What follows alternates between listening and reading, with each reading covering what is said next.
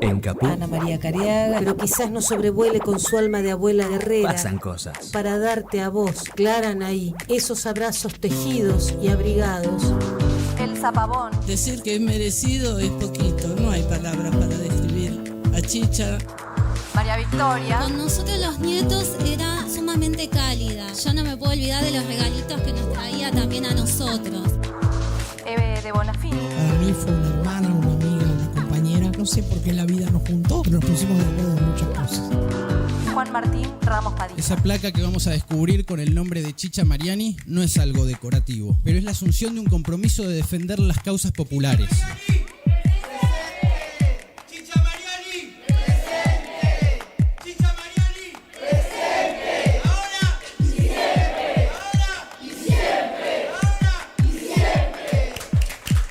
Radio Caput. Hable bajo, pero hable, no se case. Esas cosas. Radiocaput.com. Estás conectado. Estás en Caput. Javier Vicente es el Relatornauta.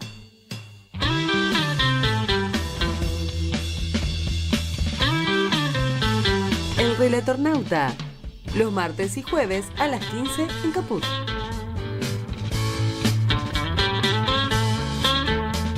La tierra que te da la vida, da un tiempo para decidir, eligiendo inteligentemente, todo el mundo podrá ser feliz. Jugo de tomate frío, jugo de tomate frío, en las venas deberás tener. Muy buenas tardes a todos, a todas, a todes. Bienvenidos a nuestro Relatornauta de cada lunes y de cada jueves, aquí en Radio Caput, en esta maravillosa radio streaming y por supuesto en colaboración, en sinergia, podríamos decir, con InfoSiberia, esa vía de comunicación majestuosa que tiene Radio Caput a través de el WhatsApp. En un día donde, bueno, estamos arrancando el mes de mayo para nosotros, en este lunes 3, después de lo que fue el viernes 1 de mayo, en un contexto donde indudablemente la relación entre la sociedad y el gobierno se va ampliando en cuanto al quiebre que se ha producido en la misma, ¿no es cierto? Hoy asistimos a una conferencia de prensa del jefe de gabinete verdaderamente patética. En el mismo momento en que supuestamente estaba explicando los porqué de los sucesos acontecidos en derredor de su figura, el contratista de su refacción en lo que es una de las viviendas, en este caso allí en el country Indioscuá, estaba contando con lujos y detalles en la justicia los más de $250.000 que aportó Adorni a la refacción de esa vivienda. Insólito, realmente insólito. También dejaron fuera de la conferencia a TN y a Canal 13 y al mismo tiempo decían que era el gobierno de mayor libertad de prensa de la historia. Increíble lo que está pasando. Y Rodolfo Tailade, la verdad que es un héroe, ¿eh? Es nuestro héroe colectivo, como decía Oestergel, pero héroe al fin porque lo desnudó de una manera tal el otro día en la exposición del jefe de gabinete allí en Diputados, que no nos quedaba otra que tratar de contactarnos con él, felicitarlo y charlar de este y otros temas. ¿Cómo te va, Rodo? Bienvenido al programa, ¿qué decís? Hola Javier, ¿cómo andás? Bien, compañero, gracias por llamar y bueno, me alegro que haya generado ese efecto. No te quepa la menor duda. ¿Y qué efecto lograste? Porque lo de Adorni hoy en la conferencia de prensa fue un verdadero papelón. Pero además no te desmintió en ningún momento, solo dijo que él tenía la custodia asignada, él y su esposa, porque supuestamente habían sido víctimas de un ataque, de un incidente, que ahora nos enteramos ocurrió, porque nunca habló o se habló al respecto, ¿no? Exacto. Como vos decís, primero que hoy la conferencia, viste, no estuvo el canchero Adorni, el Adorni canchero de siempre, ¿no? Por favor, gracias por tu pregunta, bueno, vamos a resolverlo. Le bajamos un poco el copete, pero efectivamente, como vos decís, lo de hoy, lo de esta tarde, o mejor dicho, lo de esta mañana, mediodía, que es la nota de la declaración del constructor de la casa de Indio Cuá, de él, da cuenta que en efectivo le dio $245.000 para las refacciones de la casa. O sea, ya estamos hablando de todo lo que veníamos hablando es una pavada al lado de...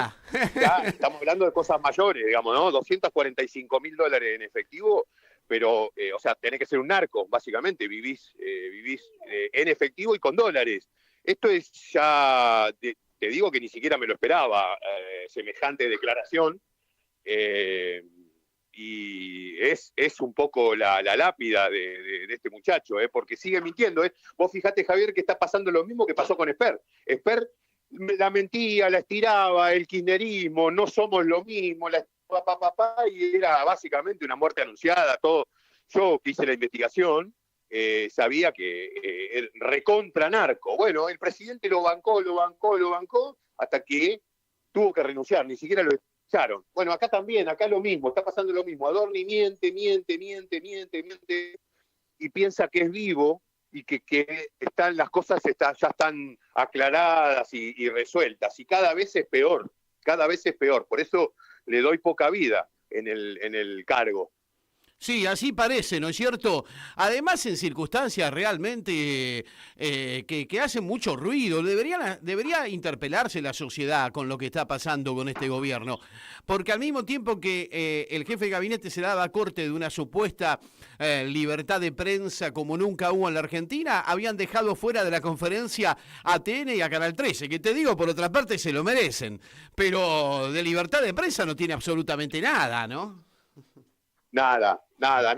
Y además, Javier, escúchame, a mí me amenazaron o anunciaron que me van a hacer una denuncia penal por espionaje, por revelar que la esposa de Adorni usa la custodia policial que le paga todo el pueblo argentino para irse de joda, para ir a la manicura, cosas, todos sitios públicos en donde claramente llama la atención a una persona que se baja de un auto oficial, además ostentando toda esa situación con 2 guardaespaldas. En un colegio primario, en un bar de Palermo, hay cientos y hasta miles de personas que ven la situación y en este caso a mí me ha llegado un montón de mensajes de esa gente. Entonces, el espionaje ridículo del que estos hablan todo el tiempo, en definitiva es la excusa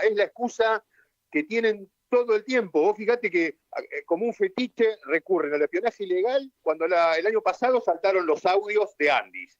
Ahora hace 20 días, 25 días, el espionaje ilegal era de una estructura de inteligencia rusa que estaba copando los medios de comunicación, querían desestabilizar al gobierno. Hace una semana la espía era la periodista Geuna, porque anduvo mostrando pasillos y puertas de la casa de gobierno y por eso cerraron la sala de periodistas. Es decir, el espionaje, si cuando vos recurrís tantas veces al espionaje, hay un problema. O estás mintiendo siempre, o sos un perfecto idiota, una inteligencia que no sabe que el país está lleno de espías. O sea, yo soy un espía que tiene una estructura de inteligencia y la CIDE no lo sabe. Bueno, me parece que, o tiene que echar a todos de la CIDE o tiene que cerrarla, porque a eso se dedica el servicio de inteligencia. Bueno, digamos, todo un cachivache, todo un mamarracho. Lo decís bien, un cachivache. Estoy esperando, Javier, que me hagan la denuncia penal, la estoy esperando con ansia, porque esa denuncia me va a permitir 2 cosas. Primero, presentar mucha más información de la que dije el otro día en el recinto, porque la verdad que en 5 días Me atiborraron las redes sociales de mensajes privados con un montón de cuestiones vinculadas a hechos de corrupción de Adorni. Y la segunda cuestión que me va a permitir la denuncia es transformar esa investigación que se pretende dirigir contra mí por espionaje en una investigación en donde se indague por qué no solo la esposa de Adorni hace 2 años y medio tiene una custodia que no le corresponde, sino varios funcionarios del gobierno tienen custodia policial ilegal, es decir, 4 de copas que tienen guardaespaldas, ¿me entendés? Está lleno. Porque una de las cosas que he visto es que esta gente desprecia la casta, pero todo lo que la casta usufructúa lo hace. Es decir, un chofer, un teléfono, una secretaria, una custodia policial, bueno, cosas que le deslumbran a estos lúmpenes, y se metieron a fondo contra eso. Es decir, hoy la casta tope de gama son estos muchachos. En comparación con la política tradicional, quedamos reducidos a la mínima expresión en cuanto a usufructuar privilegios que te da la función pública. Totalmente. La última, Rodolfo, porque sabemos que tenés poco tiempo, estás siendo muy demandado también por los medios y es lógico que así pase, porque fuiste uno de los que dio en el clavo, uno de los que apuntó y muy bien contra este gobierno de corrupto, porque la verdad que da la sensación de que es un gobierno de angurrientos desesperados por hacer plata y nada más, y no le importa más nada. ¿Por qué crees que el presidente no suelta el lastre Adorni, que a esta altura de la circunstancia es un lastre, ¿no? Bueno, mirá, yo creo que acá hay un análisis político y un análisis hasta psicológico, emocional del presidente, que no estoy en condiciones de hacer, pero yo lo que señalo es lo siguiente. El presidente Milei sostuvo hasta último momento a Esper, como dije hace un ratito, hasta último momento a Esper. Me acuerdo Esper dando ese mensaje grabado, Leo, mal grabado, ¿viste? ¿Te acordás que fue básicamente se clavó el último clavo de su propio ataúd con ese mensaje grabado? Bueno, después de eso el presidente salió a decir: grande, profe, está todo aclarado, está desmontada esta burda, repugnante operación kirchnerista. Salió a decir eso. Entonces ahí se repite acá con esto, porque este hombre el otro día vino al Congreso a bancar a Adorni, se repite una percepción equivocada de las cosas. O sea, el presidente a percibir que Adorni es una persona decente, cuando las evidencias, al igual que en el caso de Esper, son abrumadoras respecto de que es un trucho, de que es un chorro, un ratero también, vamos a decirle así. No podemos compararlo con los grandes corruptos de este país como Mauricio Macri, ¿no es cierto? Que nos dejó un clavo de 50.000 millones de dólares en el Fondo Monetario Internacional y se la pasa viajando por el mundo como una celebridad, un playboy, y es responsable absolutamente principal de la crisis económica argentina. Este es un raterito que, como decís vos, un angurriento que quiso hacer en 2 años lo que a otros corruptos les lleva una década, hermano, un poco de respeto por los corruptos tradicionales. Esto vinieron a cambiar hasta la forma de enriquecerse ilícitamente, todo en un año de manera desesperada. Así que la cuestión pasa, el presidente lo mantiene desde el punto de vista subjetivo, de su subjetividad, por esta confusión que tiene. Evidentemente tiene una confusión entre el bien y el mal, o no sabe percibir cuándo está frente a un delincuente y cuándo está frente a una persona honesta. Pero bueno, eso es la cabeza del presidente, que por cierto es muy difícil de hacer, de sacar conclusiones. La explicación política de por qué Adorni no se va es porque no tienen hoy un reemplazo. A ver, en este tema quiero ser muy claro, quiero explicarlo bien. Adorni era vocero. Sí. Desde ese lugar, ese rol lo cumplió muy bien, lo cumplió muy eficazmente, porque todos los días teníamos a esta basura básicamente meando a los argentinos desde el atril de la Casa de Gobierno, burlándose de desocupados, burlándose de discapacidad, burlándose de jubilados, etcétera, etcétera, burlándose de todo el mundo. Pero llevaba adelante ese rol que tanto le gusta al presidente de la batalla cultural, ¿no? Era un poco el líder, el vocero de esa batalla cultural. Cuando lo suben a jefe de gabinete, era para potenciar ese rol, no para que trabajara de jefe de gabinete, porque de hecho, el miércoles pasado, cuando vino al Congreso, quedó muy claro que es un inútil, un inepto, no tiene la menor idea de dónde está parado, no tiene idea de los temas de gestión, no está atrás de los temas, no conoce ninguno, es decir, no trabaja de jefe de gabinete. Él venía trabajando de vocero y desde ese lugar, jefatura de gabinete, lo iban a potenciar. Bueno, resulta que estalló el escándalo y ahora no puede ser más vocero, porque es vocero un tipo que lo primero que van a hacer es preguntarle sistemáticamente por estos escándalos, que además van apareciendo todo el tiempo. Hoy, después de la conferencia de prensa, apareció las $245.000 en efectivo que le pagó al constructor. Entonces no va a poder llevar adelante su tarea de vocero. De vocero. Entonces hoy no es jefe de gabinete, porque es un idiota para eso, no sirve, y tampoco puede ser vocero porque no está en condiciones de afrontar a los medios en estas condiciones. Entonces yo pensé que en un momento lo van a hacer, lo van a aguantar varios meses, pero ahora ahí está esta imposibilidad, alguien tiene que ser vocero y él no puede ser. Hoy lo intentaron. Por otro lado, hoy intentaron revivirlo como vocero y yo creo que lo terminaron de matar. Claro, exacto. Ya vemos que es un muerto en vida. Y por otro lado, la cuestión es de judicial, que ya después de una declaración como la de hoy, viene en cualquier momento el llamado a declarar, un procesamiento, claro. Esas cosas. Entonces ahí sí me parece que va a ser el momento en que lo van a desplazar.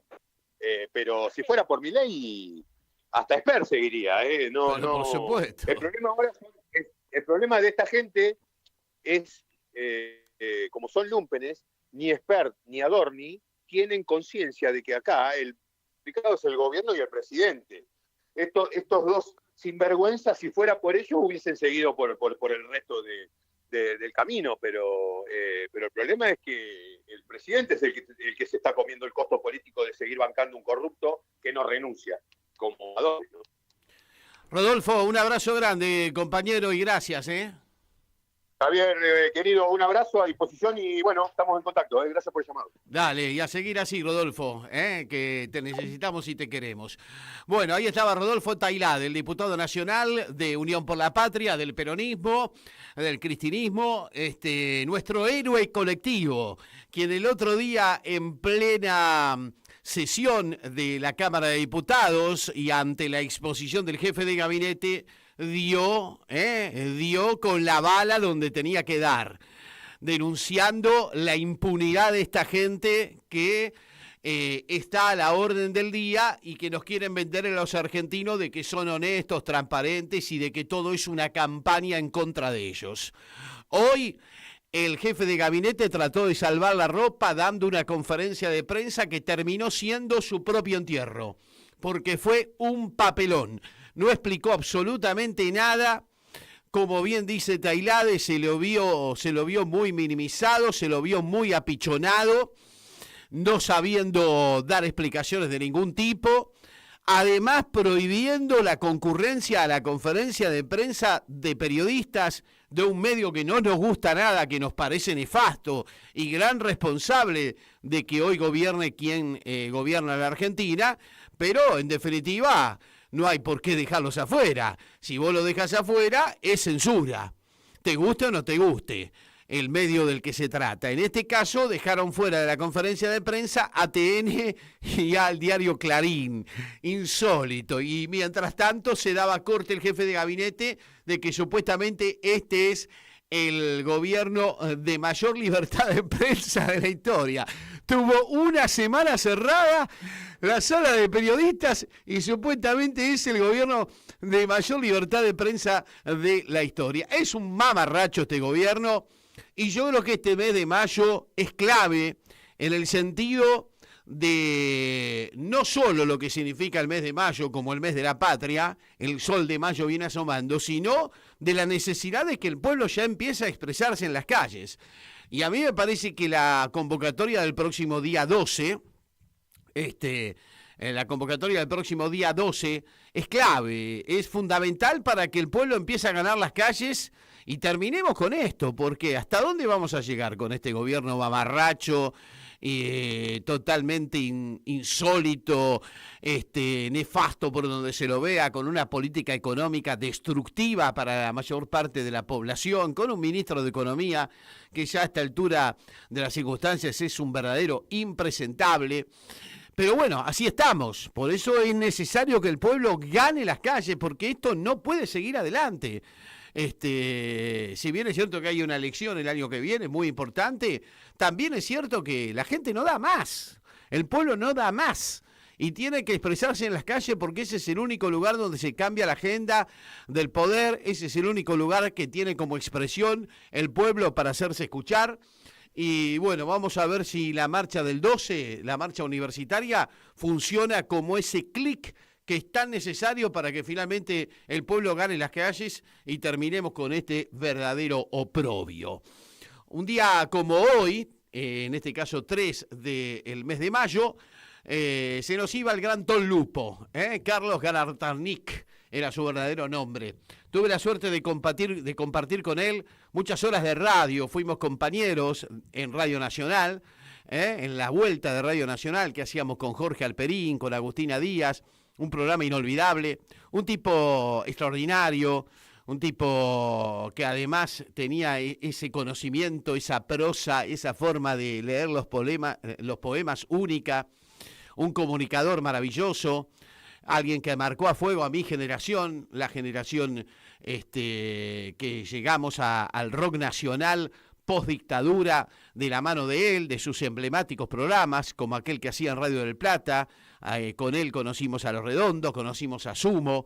Realmente un tipo genial. Había nacido en el Chaco, él era de Resistencia Chaco, era psicólogo y era un tipo súper talentoso. Lamentablemente por un accidente, un cruel accidente, se nos fue yendo y un día 3 de mayo de hace ya algunos años se nos terminó de ir el gran Ton Lupo. Lo vamos a recordar en lo que mejor hacía, sin dudas, que es leer poemas. Así que la amistad de siempre y el recuerdo permanente para el gran Ton Lupo. Moriré en Buenos Aires, será de madrugada. Guardaré mansamente las cosas de vivir, mi pequeña poesía de adioses y de balas, mi tabaco, mi tango, mi puñado de splin. Me pondré por los hombros de abrigo toda el alba. Mi penúltimo whisky quedará sin beber. Llegará tangamente mi muerte enamorada. Yo estaré muerto en punto cuando sean las 6.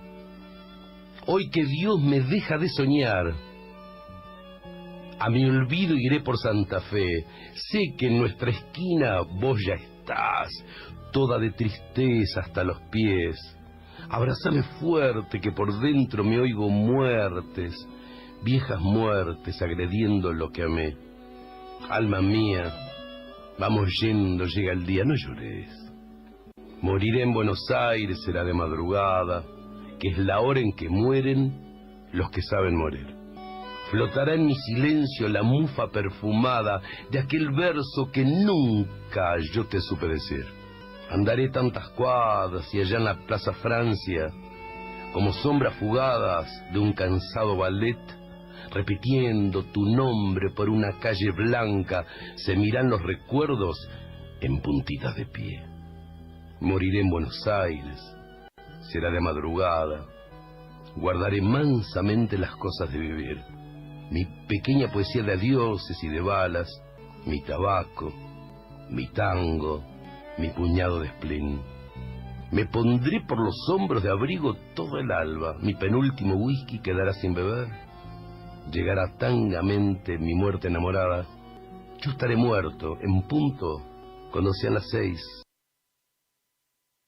Qué grande, Ton, ¿eh? Qué grande el recuerdo, porque lo perdimos un día como hoy y vale la pena siempre tenerlo presente al gran Ton Lupo.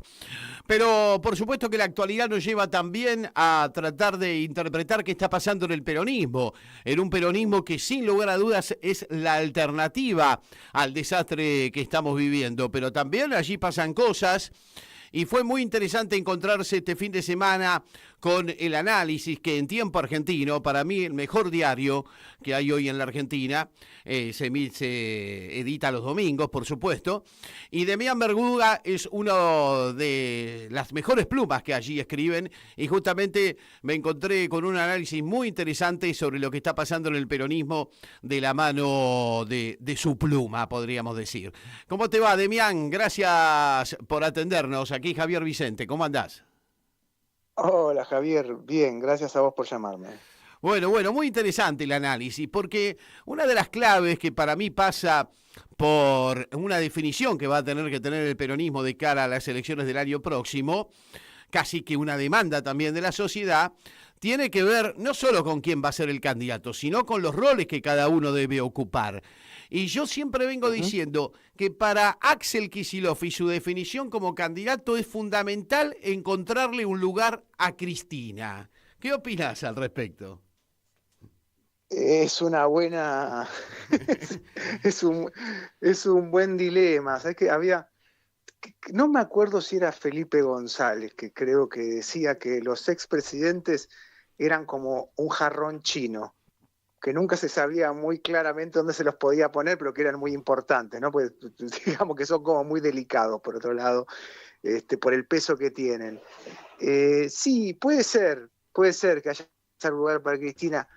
El tema me parece que ahí es que la persecución política que sufre Cristina, que es brutal, sí.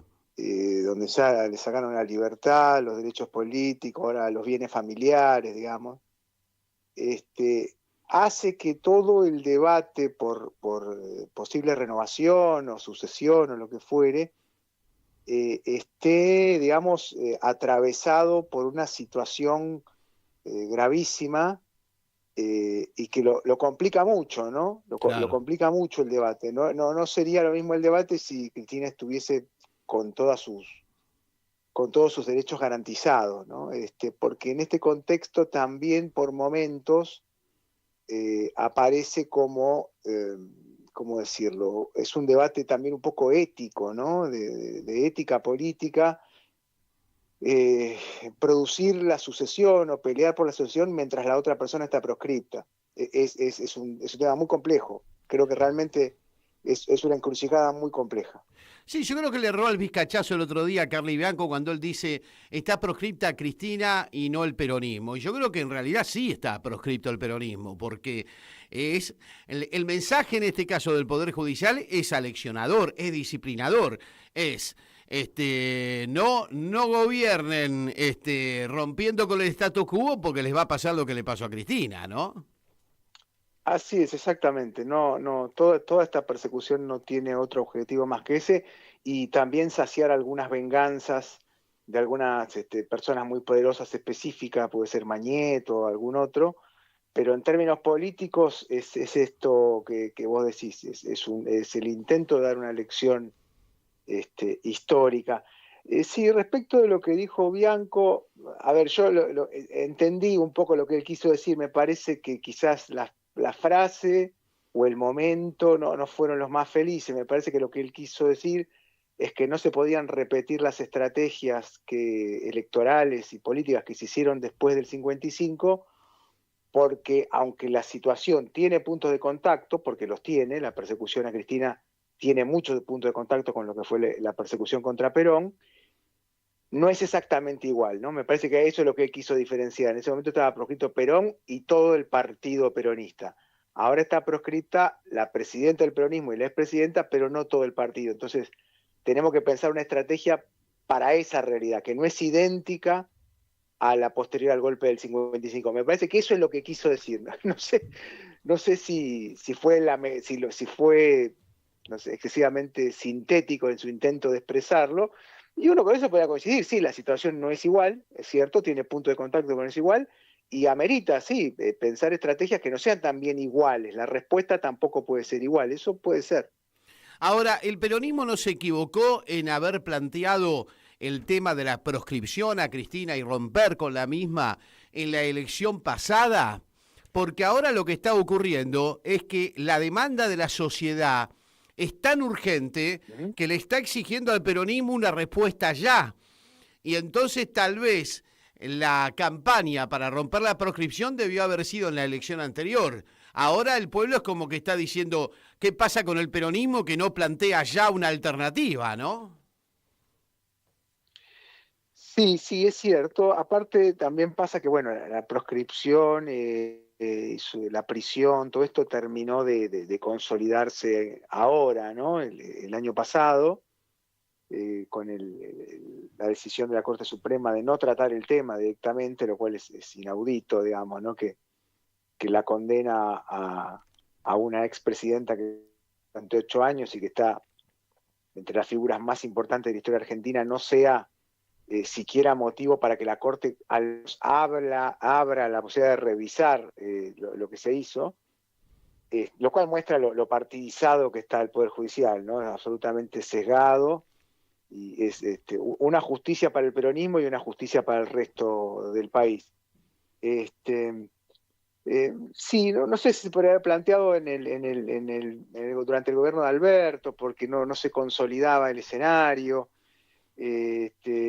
Es cierto, ahora la gente pide una respuesta ahora y el peronismo tiene que lidiar con estas dos cosas, digamos, ¿no? Que eso era un poco lo que yo planteaba en la nota del domingo. A mí me parece que no se puede plantear una dicotomía de renovar el liderazgo y no hablar de Cristina, o minimizar el tema y dejarlo como un tema, si vos querés, de tercer orden, cuarto orden,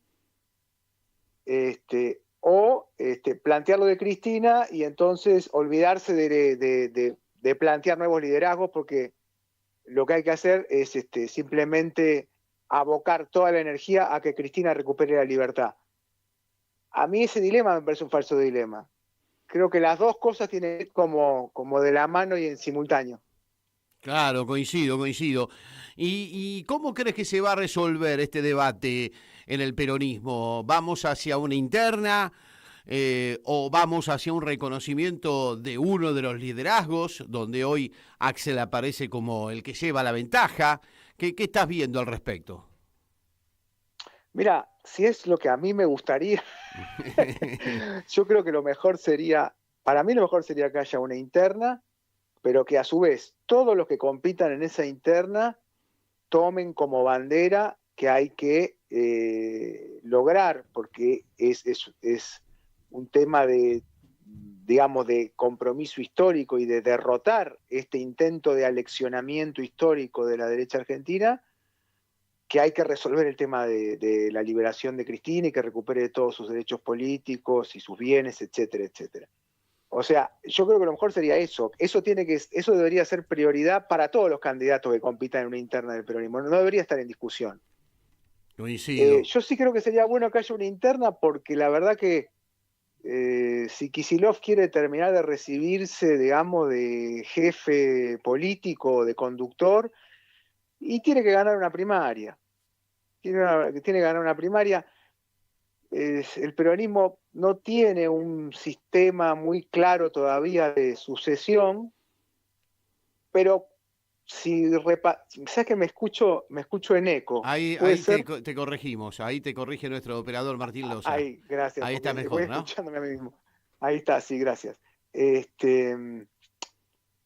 No tiene, digamos, un sistema muy claro de sucesión como hay en otros países o en otros partidos que podrían ser comparables, pero bueno, si repasamos un poco la historia, generalmente de alguna forma se resuelve en una elección, ¿no?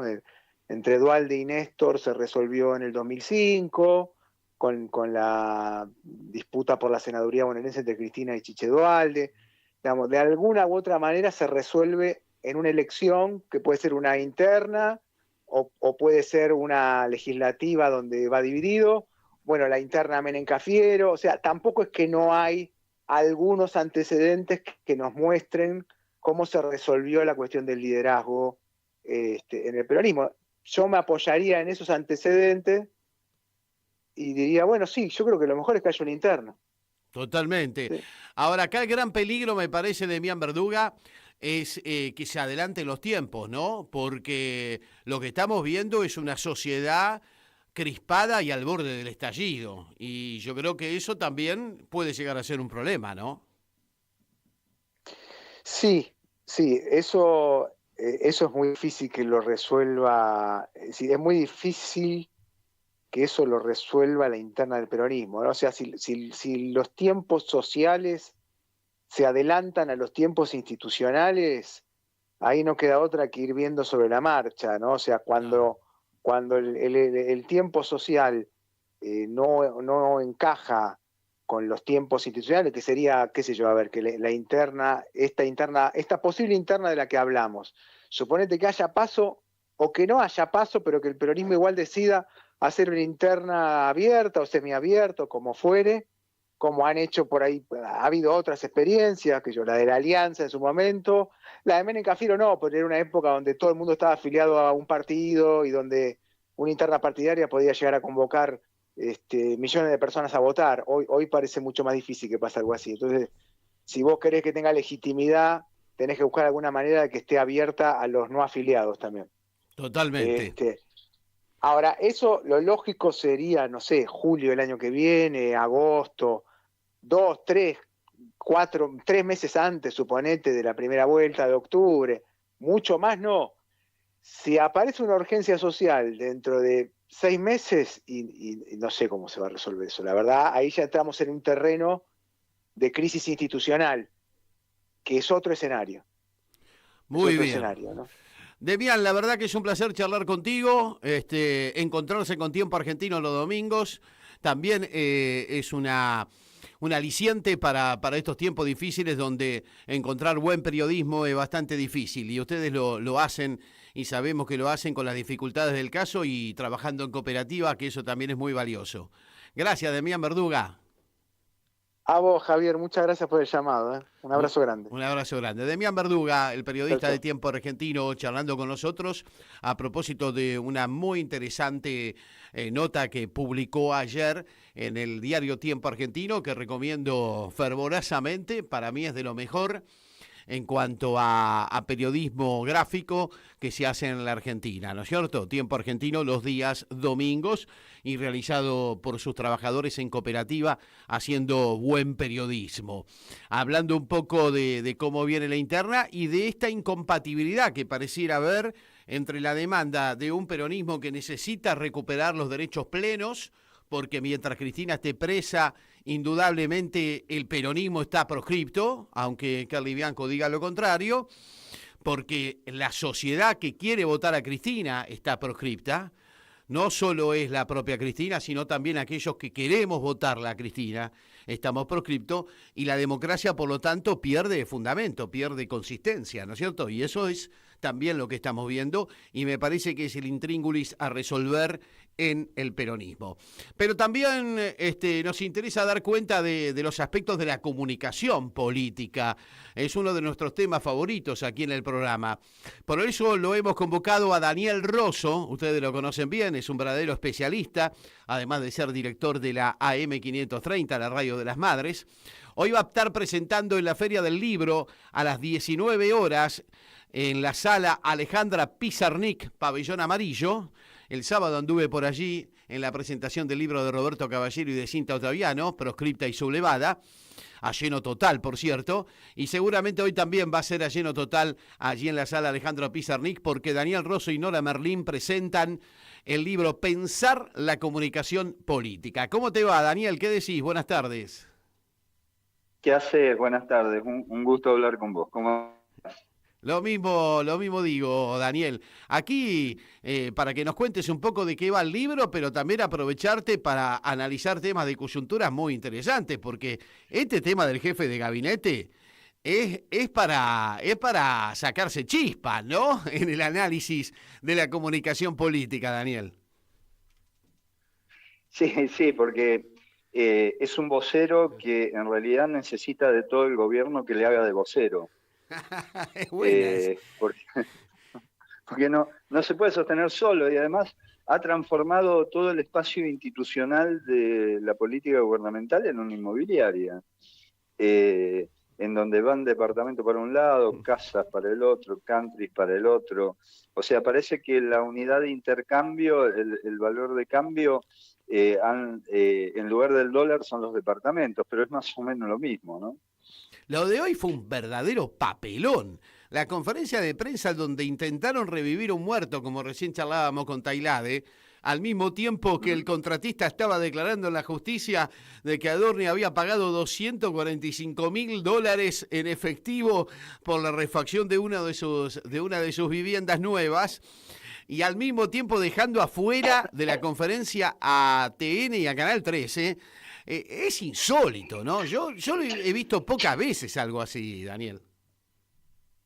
No, sí, es una cosa insólita. No hay modo de que puedan salir de esa encerrona, porque además ya en lo que pasó los otros días en el Congreso, en su presentación del informe como jefe de gabinete, el modo en cómo se presentó Adorni, que es leyendo el texto sin levantar la vista en ningún momento, era prácticamente una anulación del jefe de gabinete, porque podría haber estado cualquiera leyendo ese mismo texto. Claro. Es decir, no había ahí un jefe de gabinete, lo que había era un locutor de un texto previamente escrito. Y eso ya, efectivamente, tener un jefe de gabinete que no puede tener autonomía del discurso que le escriben o del discurso que le dictan en cada cuarto intermedio, ya habla de un jefe de gabinete que ya no es un jefe de gabinete, ya, digamos, es muy difícil su recuperación, ¿no? Totalmente, y eso uno lo ve en estos instantes y en situaciones como la que se dio hoy.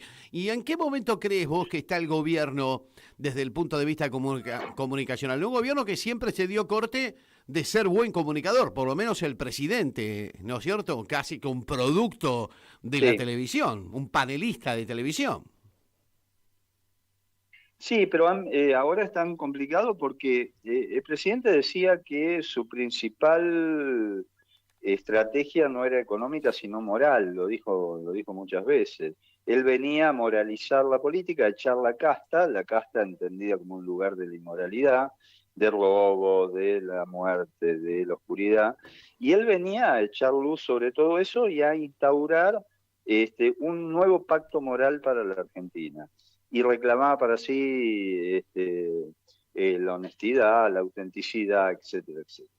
Con Adorni y antes con el caso anterior de la moneda virtual y con el tema de el área de discapacidad, etcétera, etcétera, esos valores los ha perdido, pero los ha perdido rápidamente. Y cada vez que lo mantienen Adorni haciendo más papelones, esos valores los siguen perdiendo. Entonces, alguien que propone un pacto moral, un nuevo pacto moral para la Argentina, pero ha perdido todos sus atributos de moralidad. Si a eso le suma su ineficacia en el plano económico, no queda nada tampoco ahí, queda como una especie de vacío. Y ahí se produce este quiebre que estamos viendo entre sociedad y gobierno. Y la verdad es que hoy el problema que hay es que es mucho más acelerado el vacío gubernamental que la propuesta opositora para llenar ese vacío. Claro. Si hubiera mayor velocidad opositora de construir una oposición robusta, amplia, que fuera creíble por la sociedad como una oposición que viene a traer una respuesta, y la verdad es que yo no veo mucho margen para la reelección de este gobierno. ¿Y no fue un poco eso lo que pasó en el 2001? ¿Que la política llegó tarde a las demandas sociales? ¿No está pasando algo similar? Sí, está pasando algo similar. Está bien como lo definís vos, como una especie de llegada tarde de la política, es cierto. Ahora, acá lo que pasa es que en el 2001 hubo un conjunto de actores de la sociedad civil movilizados, ¿Mm? Y hubo también una crisis con las clases medias por el tema de la confiscación de depósitos y todo eso. ¿Verdad? Sea, por un lado los sectores populares, ejemplificados en los piqueteros, y por otro lado los sectores medios, ejemplificados en los caceroleros. Eran como dos vertientes de movilización social allí donde la política no tenía respuesta. Hoy esos actores no están, o por lo menos no están visibles, o por lo menos no están estructurados. Entonces hace que se produzca un proceso como el actual, en donde hay un gobierno ejerciendo el poder con un grado de ilegitimidad creciente. ¿Mm? Claro. Y al que no pueden sostener ni siquiera los medios amigos, digamos, ¿no? No, porque bueno, ha roto con buena parte del sistema de medios. Yo te diría que los amigos ya no saben cómo seguir siendo amigos. Quieren ser amigos, sí, quieren seguir, pero no saben cómo hacerlo. Y tampoco el gobierno hace nada como para mantener esos lazos de amistad, ¿no? Dejar afuera de una conferencia a ATN y a Canal 13 es insólito. ¿Qué te parece? Yo creo que todos les están diciendo, La Nación Más, por ejemplo, le están diciendo, déjennos ser amigos, no encontramos el modo de serlo. Queremos seguir siendo amigos, porque además ustedes nos favorecen, una pauta poderosa que viene de YPF, de Aerolíneas, etcétera. Ahora no encontramos el modo, no encontramos los discursos para hacerlo. Daniel, contanos un poco sobre pensar la comunicación política que hoy presentás junto a Nora Merlín. Van a estar de invitados Nora Beiras, nada menos ni nada más, y Marcelo Figueiras. Esto va a ser a las 19 horas en la Feria del Libro. Contanos un poco de pensar la comunicación política. Bueno, a ver, hay una preocupación que los militantes siempre tenemos, que es que los consultores políticos, sobre todo los que vienen de afuera, te forman al candidato, ¿no? Lo dotan de un conjunto de atributos, lo transforman en alguien deseable para la sociedad, pero después ese candidato llega al Estado y se encuentra con un montón de grandotes del barrio, que son los grandes grupos económicos, los actores financieros globales, que ejercen la violencia fuerte, condicionan a ese gobierno, tienen altísima capacidad de presión. Yo digo, el Estado, en esa situación, es como una jaula de UFC, ¿viste la jaula de las artes marciales mixtas? ¿No? Que, bueno, ahí entra, ese candidato que se forma y que ganó la elección, entra a esa jaula de UFC. Tiene todos los grandotes encima, te tiran patadas voladoras, te pegan en el piso, etcétera, etcétera. A diferencia de la consultoría política, la comunicación política, lo que se propone es construir, junto con el candidato, el conjunto de actores, de identidades políticas y sociales que se transformen en una barra de ese candidato que entra a la jaula de UFC. O sea, entra con apoyo de un conjunto de actores que hace que a los otros no les sea tan fácil pegarte una patada en la cabeza. ¿Mm? Claro. Ahora, la consultoría política tradicional no está muy interesado en esto. Lo que hace es te ayuda a que ganes. Ahora, después una vez que ganaste... Tenés que gobernar. Mamita. Claro. Claro, y tenés todos esos grandotes, y no es un tema técnico, tenés todos esos grandotes enfrente, que si no haces lo que ellos quieren, te pegan patadas en la cabeza. Y si haces lo que ellos quieren, estás condenado al fracaso. Entonces, lo que nosotros nos preguntamos también en este libro es qué hacer con eso. O sea, cómo construir junto con los candidatos una serie de identidades políticas que te sirvan en esa pelea, en esa disputa. Para eso hay una entrevista, entre muchas otras cosas, muy interesante a Jesús Ramírez Cuevas, que es el actual jefe de asesores de Claudia Sheinbaum, y anteriormente fue el vocero de la comunicación de AMLO, de López Obrador. Bueno, explica cómo construyeron las mañaneras, cómo las mañaneras son un dispositivo antihegemónico de construcción de identidades populares. Después hay una entrevista a Krivitsky, que es un periodista especializado formoseño que sí. cuenta... El formoseño, sí. Bueno, claro. Cuenta una larga entrevista que cuenta el proceso de construcción comunicacional de Gildo Infran, que es muy interesante. ¿Viste? Porque siempre se piensa que Infran, bueno, es una provincia formosa, provincia periférica. Hay un dispositivo político comunicacional ahí muy interesante. Después hay un artículo largo de Nora, que es Nora Merlín, que es sumamente interesante. Un artículo sobre la comunicación libertaria mía, también muy extenso, y otros textos más por el estilo, tendiendo a reflexionar sobre esto, ¿no? ¿Cómo construimos sujetos populares? La última, Daniel, y deseándote mucha verde, como se dice en estos casos, para la presentación de hoy en la Feria del Libro. ¿Qué nos faltó o qué fue lo que no funcionó en la comunicación política para hacerle entender a la sociedad y sobre todo al peronismo la necesidad de una Cristina libre? Bueno, me parece que básicamente entender que la comunicación política no puede ser un proceso por fuera de una estrategia general de movilización social. Claro. Me parece que hay un grupo de dirigentes que se han quedado medio solos en esa tarea, y que es una tarea que debería involucrar al conjunto de fuerzas sociales, políticas, económicas, del mundo del espectáculo, de la cultura. Falta una mayor estructuración de todo ese proceso en términos de proceso de movilización social.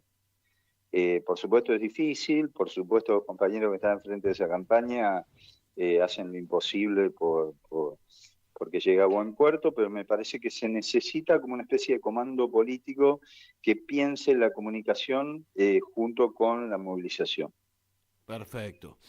Bueno, Daniel, gracias por estos minutos de charla y mucha suerte para esta tarde ahí en la feria. No, muchas gracias a vos y recuerden, a las 19 horas en la sala Pizarnik, todos los compañeros y compañeras que puedan ir, vayan, porque la idea es que estemos juntos y juntas. Es fundamental eso, y más en estos tiempos. Un abrazo grande, Daniel Rosso. Abrazo grande, abrazo. Daniel Rosso charlando con nosotros. Hoy presentan el libro junto a Nora Merlín allí en la Feria del Libro. Estuvimos el sábado, estuvimos en la presentación de Proscripta y Sublevada con Roberto Caballero, con Cintia Ottaviano, a lleno total. Bueno, la feria los días sábados imposible siquiera caminar. Estaba a reventar de gente. Bueno, nos estamos yendo, ya es el final del programa. Vamos a ver si el jueves, cuando retomemos la comunicación con nuestra audiencia, todavía Dorni sigue siendo jefe de gabinete, si no le encontraron un nuevo gasto suntuoso en una de sus viviendas. ¡Qué bárbaro! Terminó siendo el gobierno que supuestamente venía a luchar contra la casta y a llenarnos de moral, terminó siendo una banda de angurrientos desesperados por hacer plata lo más rápido posible y de la manera más trucha posible. Increíble, ¿no? Y que la sociedad haya permitido esto. Debemos interpelarnos como sociedad, sin lugar a dudas, qué hemos hecho para merecer esto, como decía la película de Almodóvar. ¿Qué hemos hecho para merecer esta mierda de gobierno que tenemos los argentinos y que nos están haciendo vivir como la mierda y para la mierda? Gracias, Martín Loza, como siempre en la operación técnica. La seguimos el próximo jueves. Chau, chau. Todo el día panza arriba y a dormir. O elegiste ser un tipo capo, siempre serio y que da temor. Deberás tener jugo de tomate frío.